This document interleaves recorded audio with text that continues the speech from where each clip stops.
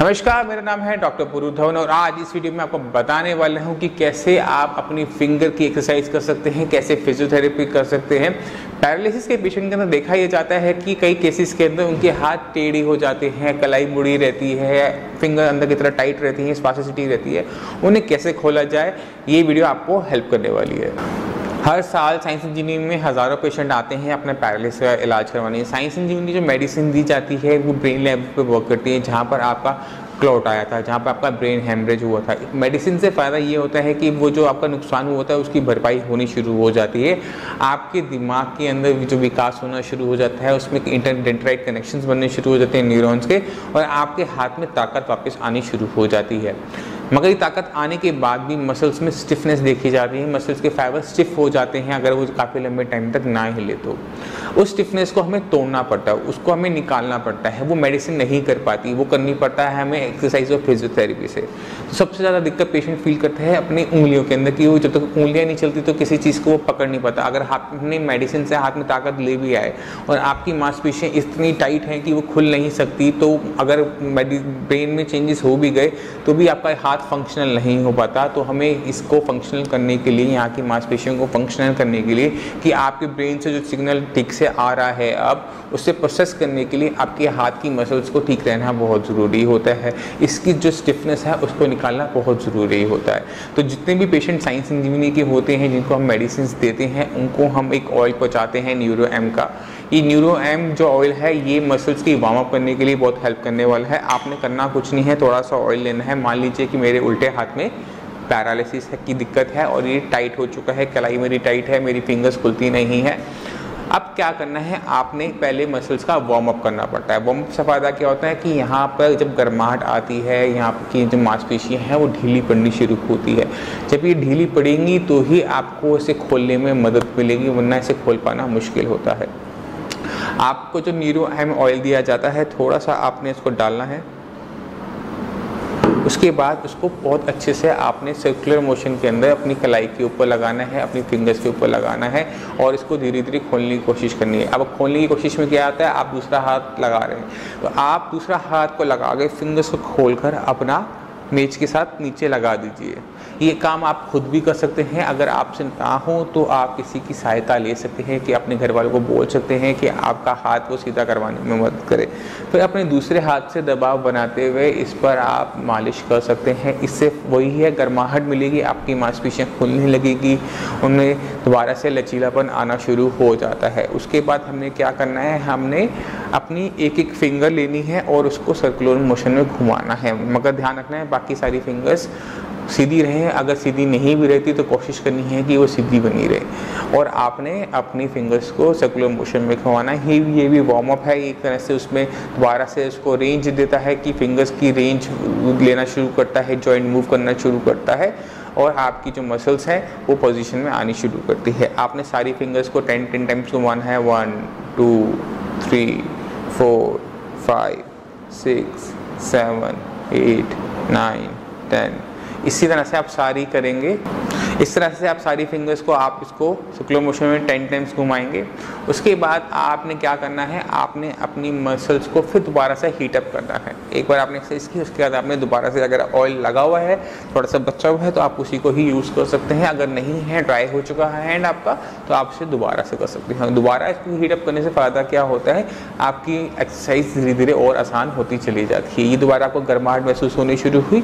उसके बाद हमने क्या करना है, हमने अब करनी है एक्सटेंशन एक्सरसाइज करेंगे। इसके अंदर हम फिंगर्स को पीछे की तरफ लेके जाएंगे, पूरा का पूरा, जहां आपको पेन हो वहां छोड़ो। एक एक सिंगल एक्सरसाइज हमने इस तरह से करनी है। 1 2, आपने पीछे ले गए, 10 सेकेंड रुके, 10 तक काउंट किया। 10 नहीं आपको महसूस होता तो आप 7 तक कर सकते हैं।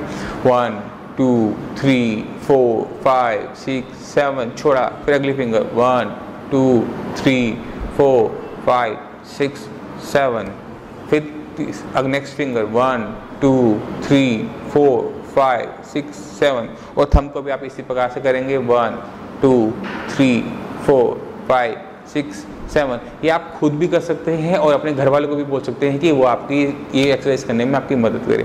उसके बाद नेक्स्ट एक्सरसाइज पे चलते हैं। उसमें हम क्या करते हैं, पूरी की पूरी पंजन की एक्सटेंशन एक्सरसाइज करवाते हैं, क्योंकि आपका हाथ यूँ टाइट हो चुका होता है तो खोल कर आपको अपनी सारी उंगलियों को पीछे ले जाकर होल्ड करना होता है। ये जो होल्ड होता है ये आप 7 से 10 सेकेंड में कर सकते हैं। 1 2 3 4 5 6 7। ये फिंगर्स का आपका एक्सटेंशन है, मगर आपकी कलाई में भी दिक्कत है, कलाई में भी आपकी 8 है, उसको दूर करने के लिए हमसे और पीछे लिख के जाएंगे। अब हम पूरा आप देखें तो अब हमने कलाई को भी इसमें इन्वॉल्व कर लिया, फिंगर्स को भी इन्वॉल्व कर लिया। जब आप ऐसा करेंगे तो आपको ये जगह पर आपको खिंचाव महसूस होगा, दर्द महसूस होगा। तो आपने इसे बहुत ज़्यादा नहीं ले जाना, आपने कंफर्टेबल तरीके से इसको लेके जाना है। जल्दी नहीं करनी कि एक ही दिन में सारी की सारी हमने सारी एक्सरसाइज कर लेनी है। आप इसको जब आप करेंगे, मसाज करेंगे, तो ये जगह गर्म होनी शुरू होगी और धीरे धीरे ये इसकी रेंज बढ़ जाएगी और पीछे तक जाना शुरू कर देगा। अब हम क्या करेंगे, इसको करेंगे 10 सेकेंड तक। 1 2 3 4 5 6 7 8 9 10। अगर आपका दर्द अनबेरेबल हो रहा हो, दर्द ज़्यादा हो रहा हो, तो उसको आप कम टाइम भी कर सकते हैं। आप इसे 5 सेकेंड भी कर सकते हैं, 6 सेकेंड भी कर सकते हैं, 3 सेकेंड भी कर सकते हैं। वो आपकी खुद की शक्ति पे डिपेंड करता है कितना दर्द आप सह सकते हैं। इस एक्सरसाइज करने में, आपको एक्सटेंशन एक्सरसाइज करने में, अगर आपके हाथ में स्पॉसिसिटी है तो आपको पेन महसूस हो सकता है, होगा। अब आपको पेन महसूस हो रहा है तो आपने इसी ऑयल का यूज़ करना है। आपने थोड़ा सा ऑयल डालना है एक्सरसाइज करने के बाद और फिर से आपने पूरे हाथ की मसाज कर लेनी है। अब क्या है, अब आपके फिर दोबारा से मसल रिलैक्स कर जाएंगी और इसके बाद आपने इसके ऊपर गर्म पानी की थैली से आप सिकाई कर सकते हैं।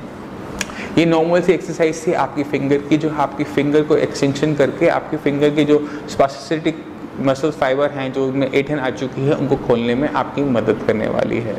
जब आपका हाथ थोड़ा सा लचीला हो जाए, थोड़ी सी फिंगर सीधी हो जाए, तो आपने क्या करना है, अपने दूसरे हाथ की फिंगर से इसको लेना है और इसको पीछे की तरफ ले जाना है। और इस तरह की एक्सरसाइज आप कर सकते हैं। थोड़ा इधर दबाव बनाया, थोड़ा उधर दबाव बनाया। पैरालिसिस का पेशेंट कहाँ गलती खाता है, कहाँ दिक्कत करता है, सालों साल एक्सरसाइज करता है बट उसे आराम नहीं मिलता। उसको आराम इसलिए नहीं मिलता क्योंकि वो गलत जगह पर ध्यान लगा रहा होता है। पैरालिसिस के पेशेंट के अंदर दिक्कत हुई थी स्ट्रोक की वजह से। मैक्सिमम केसेस स्ट्रोक के होते हैं क्योंकि दिमाग में खून का थक्का आया था, दिमाग के अंदर ब्रेन हैमरेज हुआ था। मगर अगर हम सिर्फ एक्सरसाइज करते रहते हैं तो ये उसके ब्रेन में जो नुकसान हुआ था उसकी भरपाई नहीं कर पाता। मगर अगर हम दिमाग की नुकसान की भरपाई करने की कोशिश करते हैं तो रिजल्ट्स हमें बहुत अच्छे मिलते हैं कि उनकी जो एक्सरसाइज है वो अब रंग लाना शुरू करती है। लोग 5-5, 6-6 साल तक अपनी फिजियोथेरेपी कंटिन्यू करते हैं पर उनमें चेंजेस नहीं आते। मगर वहीं पर जब वो मेडिसिन के साथ वो काम करते हैं तो उसमें चेंजेस आने शुरू हो जाते हैं। उसके पीछे रीज़न ये होता है कि आपके ब्रेन से जब तक सिग्नल नहीं आएगा आपका हाथ काम नहीं कर सकता। आपका हाथ बिल्कुल ठीक हो, आपकी मांसपेशियां बिल्कुल ठीक हो, अगर ब्रेन से सिग्नल नहीं है तो इसमें कोई मूवमेंट नहीं आएगा। अगर ब्रेन से सिग्नल आ रहा है और आपकी मांसपेशियां खराब हैं तो भी आपका हाथ काम नहीं करता। मगर उसको हम ठीक कर सकते हैं, उसको हम ठीक कर सकते हैं एक्सरसाइज से, फिजियोथेरेपी। तो इन चीज़ों को ध्यान देना चाहिए कि आप अकेले अगर फिजियोथेरेपी एक्सरसाइज के भरोसे बैठे हुए हैं कि आपका जो हाथ है, पैर है, पैरालिसिस है वो ठीक हो जाएगा सिर्फ और सिर्फ एक्सरसाइज और फिजियोथेरेपी से, तो वो मुश्किल होता है, सभी केसेस में नहीं होता। अगर आपका पैरालिसिस पुराना हो चुका है, 6 महीने से ऊपर हो चुके हैं, उसमें कोई सुधार नहीं हो रहा, तो आपको अब मेडिसिन की ज़रूरत पड़ेगी ही पड़ेगी। वो मेडिसिन आपको काम करेगी जो आपके ब्रेन में जाके जो आपके खून का जो नुकसान हुआ था, दिमाग के अंदर जो नुकसान हुआ था उसकी भरपाई कर सके। वो जो काम हिस्सा करता था उसके काम को दूसरे सही हिस्से में आपको ट्रांसफ़र करना होता है कि बाकी जो बचा कुचा सही कुछ आपका दिमाग है वो आपके खराब हिस्से का काम करना शुरू कर दे। इसके लिए ज़रूरत पड़ती है उसको थोड़ी सी ताकत की, थोड़ी सी स्टिमुलेशन की, तब जाकर वो पेशेंट के अंदर एक्सरसाइज और फिजियोथेरेपी रंग लाना शुरू करती है। पेशेंट का माइंड बेटर तरीके से काम करना शुरू करता है, सिग्नल भेजना शुरू करता है और पेशेंट के हाथ में मूवमेंट आनी शुरू होती है। मैं उम्मीद करता हूँ ये वीडियो आपको फिंगर की एक्सरसाइज को समझने में हेल्प करेगी। कैसे फिंगर के आपने एक्सरसाइज और फिजियोथेरेपी करनी है, इसको सर्कुलर मोशन में घुमाना है, आपने इसकी एक्सटेंशन करनी है, सिंगल करनी है, पूरे हाथ की करनी है, कलाई की भी करनी है।